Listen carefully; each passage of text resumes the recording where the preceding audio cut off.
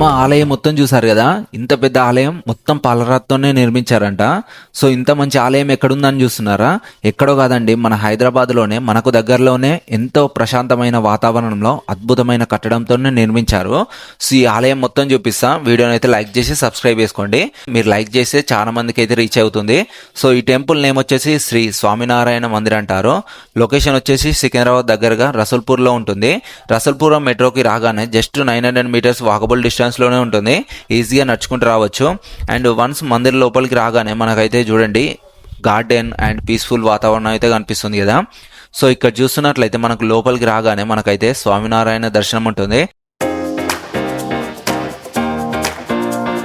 So దర్శనం చేసుకొని left side చూస్తే మనకు రాములవారు శ్రీ వెంకటేశ్వర స్వామి వారు అయితే దర్శనం ఇస్తారు.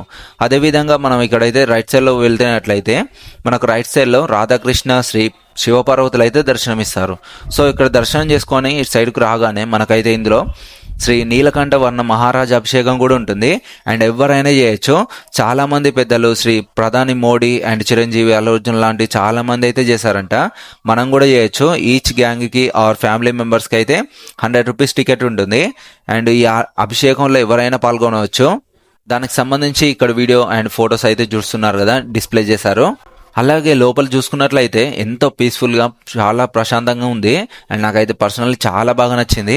అండ్ మందిరం టైమింగ్స్ వచ్చేసి ఎవ్రీడే మార్నింగ్ 7 to 12 ఉంటుంది. అదేవిధంగా ఈవినింగ్ 4 to 8:30 అయితే ఓపెన్ ఉంటుంది. ఇందులో ఎవ్రీడే హారతి భజనలు అయితే జరుగుతూనే ఉంటాయి. మనం కూడా పాల్గొనవచ్చు. దర్శనం చేసుకొని బయటికి రాగానే బయట చూడండి ఎంత పీస్ఫుల్ వాతావరణం ఉంది.